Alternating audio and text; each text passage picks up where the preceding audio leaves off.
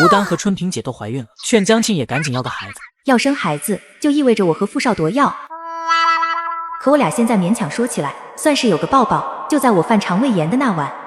江庆发现自己居然在认真思考这个可能性，脸上顿时热气腾腾。自己究竟在想啥？明明是没谱的事。江庆捂着发烫的脸回了家。一进屋，傅少铎正在厨房里做饭，看到江庆回来了，他习惯性朝他看过来，然而看过一眼后，他立刻快步走过来。怎么了？脸怎么这么红？是不是不舒服？他说着抬手按在江庆额头上，温热的手掌贴在额头，疼的一下，江庆脸色更红。这么热，是不是发烧了？走，进屋，我给你测一下体温。江庆赶紧摇头拒绝。测啥体温啊？我根本没事，身体很好。可是这个热度的事，要怎么和傅少铎解释？我没发烧，是外面太热了，烤的。匆匆解释一句，他赶紧溜回里屋。傅少铎看看他的背影，又看了看外面。今天外面刮着冷飕飕的小风，这温度烤脸。过了差不多10天，中午休息时分，邮递员把一封信送到了江庆手上。他为了完成系统任务，给哈市日报社投了稿，现在收到了回信。他忐忑地撕开信封，退稿信3个大字立刻把江庆心里那点希望的小火苗给浇灭了。江庆叹了一口气，然后他脑子里突然灵光一闪，等等，这个任务好像没那么复杂，其实能被农场内部报纸录用，那也是上了报纸，算是完成了任务呀。要不等有空再去找王维远帮着看看，让他帮忙把这篇稿件投到农场报纸去。但很快江庆打消了这个念头。上次去找王维远，无意间被他发现许知秋在偷摸的跟踪他，也不知道许知秋在打什么坏主意，但江庆觉得可能跟自己去找王维远有关。这个年代男女之间来往都是特别注意和小心的，自己老去找王维远不太合适，就算不是许知秋，被其他人看到了也容易引来闲话。要不找傅少铎帮忙？真的要找他吗？江庆正在纠结着，身后传来傅少铎的声音。怎么了？谁来的信？是京市那边吗？不是，是报社的退稿信。我那篇稿件人家说用不了。傅少铎看起来却丝毫都不惊讶，似乎早就预料到了这个结果。你那篇稿件我看过，思想深度还差了些，理论内容也有欠缺。他指出的问题竟和报社编辑给出的退稿理由一模一样，这家伙还是有点厉害的。我打算好了，哈市日报不收，我就投到农场报纸去，那边总能收。把退稿信给我看看。江庆愣了一下才反应过来，尽管挺丢脸的，但他还是把那封退稿信递了过去。你看吧，里面说的和你差不多，我看你能去报社当编辑了。傅少铎拿出退稿信，愣是被他足足看了5分钟。你这篇其实底子很好，只要稍微改改就符合条件了，再投一次肯定没问题。江庆摇头，算了，我还是投农场报纸吧。不行，你那么辛苦写出来的稿件，有希望投到省城报纸上，为什么要放弃？你真觉得有希望？改一改，希望很大。可是我又不会改。走吧，咱们回屋再说。回到屋里，傅少铎拿笔在稿纸上写写划划，江庆坐在他身边，眼睛先是落在稿纸上，后面视线落在了傅少铎脸上。江庆第一次发现，原来一个男人的睫毛也能这么长这么密，漂亮极了。再往下，挺直的鼻梁，弧度完美的脸颊。天啊，自己这是在干啥？江庆一个机灵回过神来，才发觉自己刚才竟然看傅少铎看呆了。他又朝傅少铎看过去，见他专注地写着东西，似乎没注意到他，这才松了口气。改好了，我和你说说为什么要改这些地方。江庆一副好学生的样子凑过去听讲。傅少铎给他讲了差不多半个小时，江庆才把所有需要修改的地方弄明白。谢谢了，你改得真好。傅少铎不自然地轻咳一声。你把稿件再誊抄一遍，我下午找个时间帮你寄出去。好的。江庆弄好之后交给傅少铎。放心吧，这次一定会有好消息的。他说了一句后便低头离开了。过了10几天，江庆终于收到了来自哈市日报社的回信。江庆已经不再像第一次收到回信时那么紧张了，他淡定许多，直到进了屋里才把信拆开。是哈市日报社的信吗？江庆点点头，撕开信封，等他展开信纸，在上面扫了2眼后，情绪突然激动起来。转过头，他激动的两颊泛起红晕。傅少铎，我的稿件被录用了，我的稿件真的被录用了。那太好。后面的了字还没说出口，傅少铎感到有一道身影快速扑过来，紧接着鼻端萦绕微甜的馨香，他被紧紧抱住了。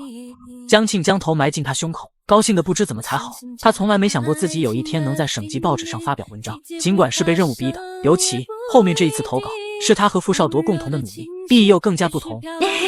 傅少铎，我们成功了。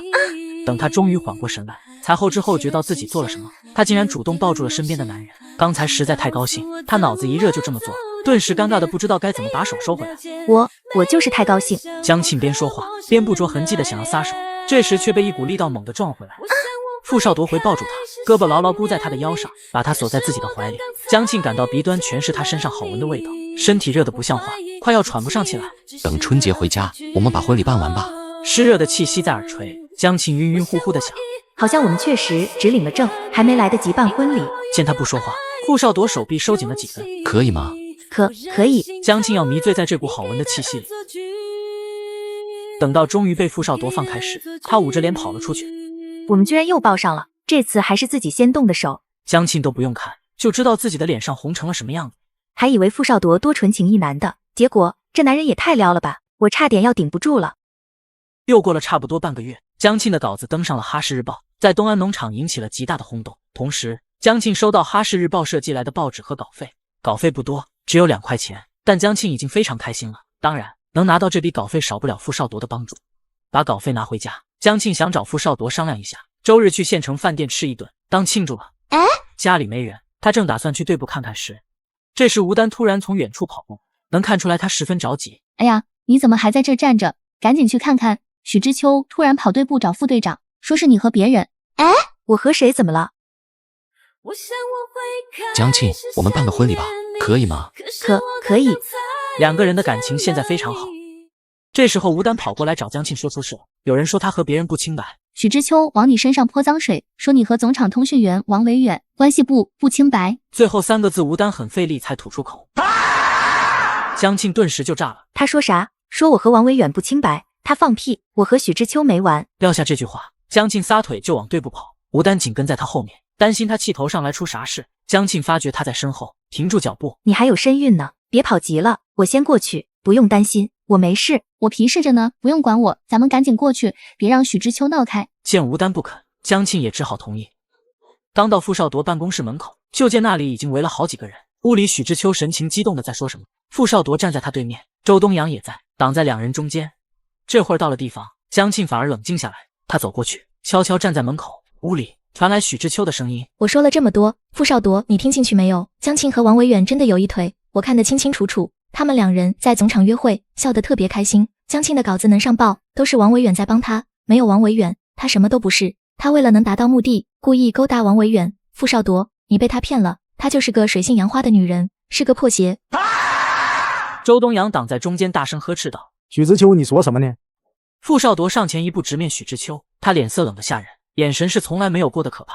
许知秋吓得咽了口唾沫，悄悄往后退了半步。我说的都是……许知秋话未说完，就被傅少铎冰冷的语气给打断了。随意污蔑我爱人是要承担责任的，你知道吗？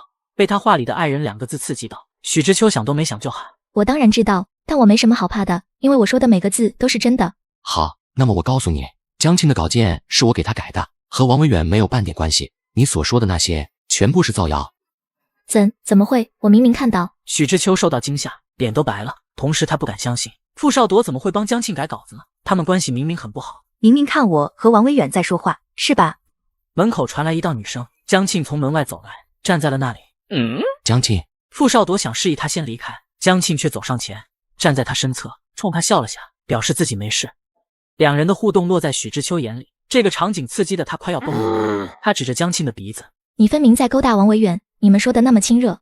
江庆皱眉，抬手推开他的手：你妈没教你说话的时候指着人非常不礼貌吗？我可以当着大家的面说清楚这件事。我的确去总厂找过王维远，想让他帮忙看稿件，不过只有1次，而且全程都有图书室的人在，我们说的也都是和稿件有关的话题。我和王维远只是普通的同志关系，倒是你，许知秋，那天说话时躲在墙角偷听，原来是打着主意来污蔑我。可惜我坦坦荡荡，什么都不怕，有些人却不行。哼！江庆冷然地笑了笑，从衣兜里掏出一张纸来，那张纸许知秋再熟悉不过，上面是他写下的保证书，保证不再骚扰傅少铎。也正因为这份保证书的存在，许知秋才把江庆恨到了骨子里，一心想寻到时机让他彻底消失，他就可以光明正大的和傅少铎在一起。可是，一切都没按照他预想的来。怎么不记得他了？许知秋吓得魂飞魄散，一把抓过去，想把那张纸抓在手里撕碎。可江庆怎么会给他这种机会？我向江庆同志郑重保证，不再纠缠傅少铎同志。江庆读着纸上的内容。江庆，许知秋又惊又惧，身体抖得像筛糠。不再怂恿江庆同志离婚，不。江庆后面的声音许知秋已经听不到了，他脑子嗡的一声炸开，大家鄙夷愤怒的目光仿佛要把他淹没。等江庆把保证书念完，又重新收回衣兜里。许知秋，这件事没完，我一定要讨个说法。许知秋站不稳，扑通一声摔倒在地上，双眼猩红的盯着江庆，知道自己彻底完了。傅少铎眉头拧出个川字，这是怎么回事？他写的保证书什么时候的事？哦，就是咱俩关系不大好的那时候，他过来找我，让我和你离婚，我可不准备放过他。这封保证书我要拿给厂长看，你可别拦着我。傅少铎要被他给气笑了。我为什么要拦你？不仅不拦着，我还要和你一块去总厂。他抬手握住江庆的手腕，将他拽出了门。在他们身后，许知秋脸上血色全无，听到他们要去总厂，顿时瘫软下去。旁边没有一个人同情他，全都恨不得朝他吐唾沫。许知秋对副队长有意思，这些人都略有耳闻，但谁都没想到他竟然胆子这么大，竟然私下里来找副队长媳妇，让人家离婚给他让地方。呸！挺好一个姑娘，看不出来这么坏。傅少铎回家推了自行车，带着江庆往总厂去。他脸色很难看，一路上都没说话。江庆犹豫了半天才说话：“你生气了？”等了好一会儿，傅少铎依然沉默。还真生气了？你别听许知秋乱说，没有那些事。我去找王维远，还不是因为你说我的稿件不行，我就想让他帮我改改，就找过他那么一次，而且全程在图书室。后来稿件被退回来，我也没再找过他，是你帮我改的。在图书室那次，我看见许知秋了，他一直偷听我俩说话来着。当时我就想他肯定没憋啥好主意，还真被我猜中了。江庆心里暗自庆幸，还好后来自己为了避嫌，没再去找过王维远，不然可没法说清楚了。以后再和男同志打交道，得掌握好个度。还有一个原因是江庆不想让傅少铎误会自己。我生气不是因为这件事。那是因为什么？许知秋来找过你，还说离婚那些话，你从来没和我说过。江庆没想到他是因为这个生气，他忍不住笑了。我都解决好了，没必要再告诉你，让你跟着闹心。江庆，我们现在已经是夫妻了，以后还会一起度过漫长的后半生。我希望你能够信任我。一起度过后半生，希望你能够信任我。原来在傅少铎心里，我们的关系已经到了这种程度，所以不需要他解释，他就相信了江庆的清白。江庆心情现在好的不行，他需要给这种好心情一个宣泄口，有一种又想抱住他的冲动。